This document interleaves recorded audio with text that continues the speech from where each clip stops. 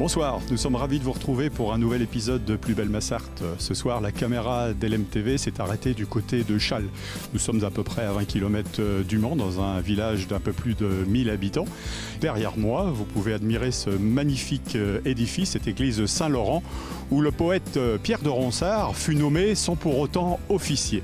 Vous allez voir qu'à travers cette visite guidée de Chasles, vous allez découvrir deux belles choses. Dans la deuxième partie de l'émission, on recevra nos chroniqueurs habituels avant de retrouver notre invité d'honneur. Voilà, dans l'immédiat, on part à la découverte de Chasles avec le maire de la commune, Guy Fourmy.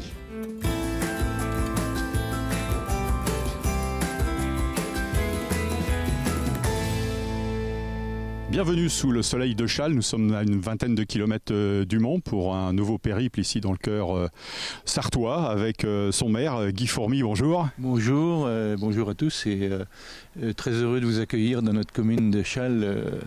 Une petite commune au sud-est de Manceau, enfin voilà. Une petite commune, mais où paraît-il il fait bon vivre. Alors est-ce que vous pouvez nous présenter justement votre commune? Ouais, il fait bon vivre si vous voulez, puisqu'on a 1260 habitants sur environ 2500 hectares.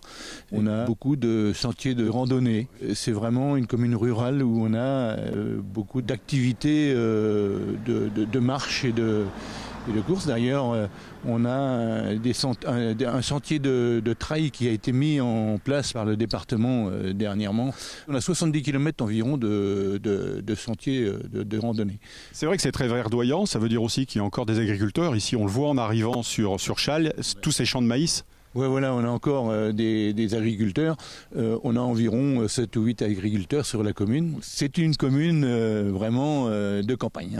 Donc, on est la plus petite commune. Je dis toujours c'est une petite commune parce que c'est la plus petite commune du sud-est Manceau, puisqu'on est raccroché à l'ensemble de la communauté de communes du sud-est Manceau. Monsieur le maire, c'est votre deuxième mandat avec votre équipe. Est-ce que vous pouvez nous parler des réalisations qui ont pu être opérées ces dernières années, quoi ?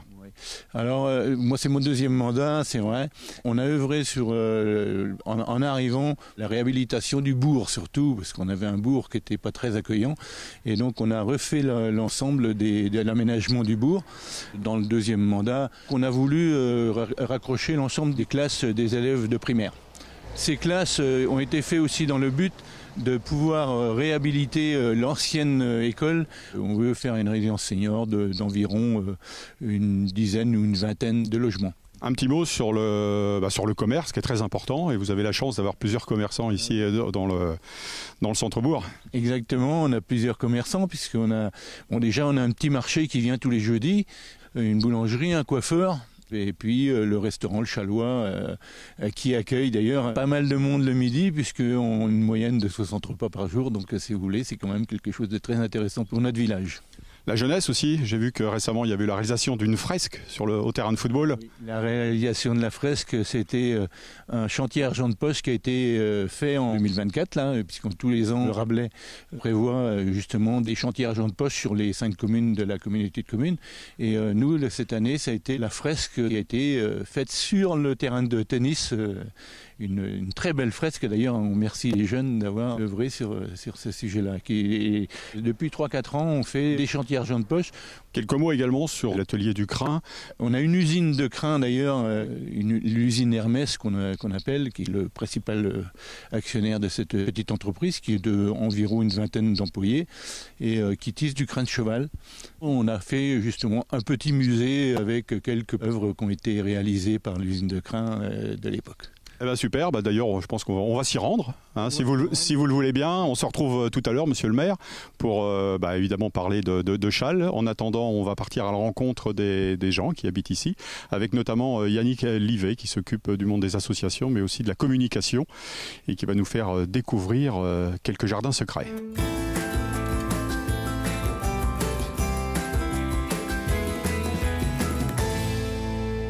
Avec Yannick Livet ici à Chasles, qui est en charge des associations et de la communication, et nous sommes dans un endroit atypique pour le moins, puisque c'est le musée du crin ici. Il faut savoir que c'est une une chose qui existe depuis plus de 2 siècles et qu'une entreprise est toujours installée ici et vit un petit peu secrètement, on peut le dire, hein, puisqu'elle fournit aussi du très beau pour 2 grandes marques, notamment on peut la citer, hein, c'est Hermès. Donc on ne pourra pas avoir accès à l'atelier. Néanmoins, cet artisanat existe toujours ici à Chasles. On peut dire que c'est une des choses patrimoniales, n'est-ce pas ? Ça c'est certain, hein, avec l'église et puis le musée du Crin, ouais, c'est beaucoup visité. Oui. Alors justement, là, on est devant un métier à tisser qui date de quelques décennies. Donc, je l'ai dit tout à l'heure, c'est une affaire qui date de plus de 200 ans et qui est une spécialité ici à Chasles. Oui. Qui a été fondée par les frères Bordeaux. Et donc, l'avant-dernier directeur nous a légué ce métier à tisser. Alors donc, ce musée, on peut le visiter ? Ah oui, bien sûr, oui. Sur réservation, il faut passer un coup de fil ? Téléphoner à la mairie, mais souvent, moi, je viens aussi, quand par exemple, c'est un petit groupe, je suis avec eux pour leur expliquer un petit peu l'historique du métier à tisser. Alors on va le rappeler, juste à côté de l'entreprise, donc ils fabriquent du tissu à base de crin de cheval qui vient de Mongolie, je crois. Oui, et puis d'autres pays d'Amérique aussi. Et donc c'est la seule entreprise au monde à fabriquer de façon artisanale. Oui, voilà, c'est ça. Avec une dizaine de personnes qui travaillent encore ici sur le site de Chasles. Avec une dizaine en ce moment, oui. Bon, Chasles, ça bouge. Chasles en fête au mois d'octobre. Alors Chasles en fête, c'était une initiative de la municipalité avec un gros événement qui était l'année dernière en septembre. Depuis, ça a donné des idées à un groupe de jeunes adultes et ils ont monté leur association qui s'appelle Festichasles. Très bien, on a parlé tout à l'heure de la fresque au terrain de football. Il y a du football, bien évidemment, du sport ici, mais peut-être d'autres activités sportives. Oui, nous avons oui, comme vous dites, le football qui est un club jumelé avec celui du Grand-Lucé et avec des écoles de jeunes, etc. Oui, ça vit bien, oui. Nous avons aussi une association qui fait la gymnastique. Vous avez du théâtre aussi ?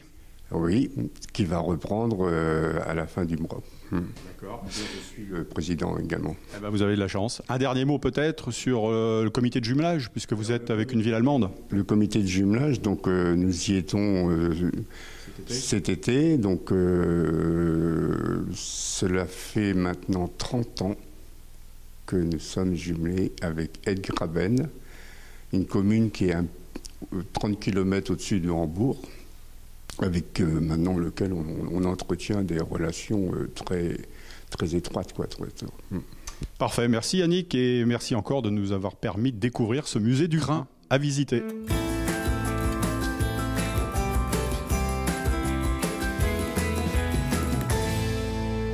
Voilà, dans le cadre de l'association Chasles Loisirs, ici à Chasles, bien évidemment. On va parler de voitures, non pas de sport automobile, mais de randonnée, de raid, avec Patrick Benoît, qui est le président de Renault Raid, l'association. Bonjour. Alors, quel est le but de votre aventure? Quel est l'objectif et où allez-vous? Alors, notre aventure, on va à tout le côté est du Maroc. On commence du côté de Fès, on va jusqu'à Ouarzazate. On remonte dans les dunes de désert, dunes de sable, dunes d'or. Et on redescend, on va jusqu'à Chefchaouen pour finir. Et quand est-ce que vous partez? On part le 29, on va le 29 à Algeciras en Espagne. Après le 30, on prend le bateau. Et après, on va directement on fait tout le parcours de l'Espagne à partir du Ceuta. Et on descend toute la partie est du Maroc. Alors ça, c'est une opération humanitaire?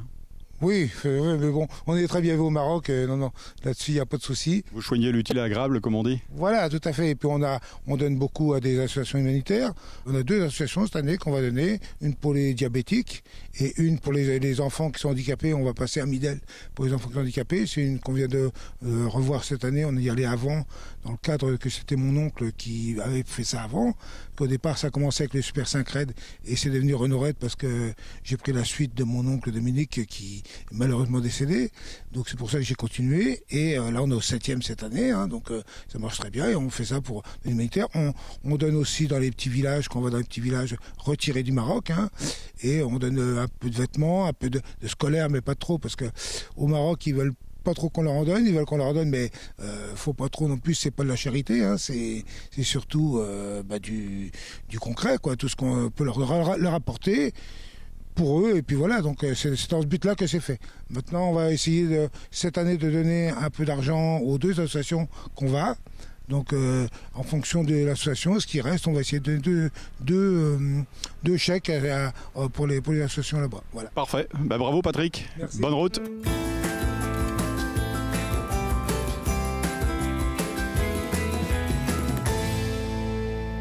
On a parlé d'agriculture tout à l'heure avec monsieur le maire.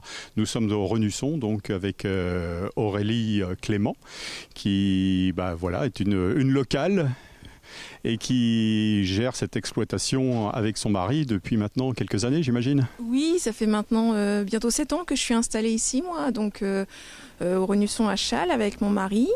Donc on est tous les deux associés sur une structure donc, de 65 vaches laitières, comme vous pouvez le voir derrière moi, avec 2 poulaillers de louer. On est éleveurs fermiers de louer et également 180 hectares qu'on a sur la commune de Châles. Alors vous étiez bien évidemment présente au Mans pour la grande foire avec certaines de vos bêtes. Oui, tout à fait. On était présents. Donc, comme chaque année peut-être ? Oui, comme chaque année depuis maintenant, depuis 2011 je crois, on va tous les ans à la foire des 4 jours du Mans pour présenter donc trois animaux sur le ring des 4 jours. C'est avec plaisir qu'on présente nos animaux au public et c'est de la convivialité, ça se passe toujours très bien et c'est très agréable. Alors on le sait, l'agriculture c'est un métier très difficile. C'est un travail mais aussi peut-être une passion. Alors oui, ça ne l'était pas au départ pour moi. Je dirais que ça l'est devenu par le biais de mon conjoint qui, pour lui, ça l'a toujours été puisqu'il est né ici et il a toujours vécu pour l'agriculture. Mais effectivement, c'est devenu une passion parce qu'on a ce bonheur d'être dans le quotidien et que ce soit différent chaque jour et c'est aussi beaucoup lié à la météo parce que chaque jour est différent et on doit s'adapter. Et c'est toujours se remettre en question et s'adapter qui est intéressant. L'idée de partager, justement, peut passer à travers l'agritourisme ? Oui, bien sûr, ça peut partager à travers l'agritourisme. Ouvrir nos portes, c'est toujours avec grand plaisir. On n'a rien à cacher et c'est vraiment un bonheur de faire découvrir ce que l'on fait au quotidien auprès du grand public. Et je pense qu'on doit passer par l'agritourisme, oui, bien sûr. Châles, justement, un terrain de prédilection, on peut dire, pour l'agriculture. Encore aujourd'hui, on le voit, on l'a dit tout à l'heure, il y a beaucoup de champs de maïs, c'est très verdoyant, c'est très vallonné aussi. Oui, bien sûr. Puis oui, beaucoup de chemins de randonnée, beaucoup de tables qui ont été mises en place pour tout ce qui est pique-nique, choses comme ça. Donc c'est très très intéressant. Donc oui, on sera sûrement amené à développer l'agritourisme avec plaisir. Merci Aurélie.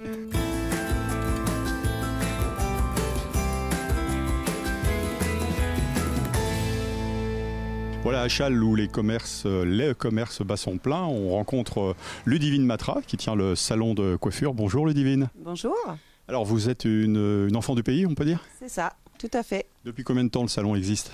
Moi je l'ai depuis 17 ans, mais après j'ai fait mon apprentissage ici, donc je me rappelle plus exactement, mais je dirais une bonne 30aine d'années, quoi. Donc s'il existe avec vous depuis 17 ans, ça veut dire qu'ici les gens jouent le jeu, viennent se faire coiffer dans votre établissement qui s'appelle, rappelez-nous le nom ? Elle me coiffe, le L de Ludivine. D'accord, alors petits et grands, c'est ouvert 5 jours sur 7 ? Oui, c'est ça. Du mardi au vendredi, de 9h à midi, de 14h à 19h, et le samedi en journée continue, de 9h à 16h. Voilà, on l'a dit, c'est une commune où il fait bon vivre ici. Tout à fait. Vous confirmez ? Oui. Merci Ludivine.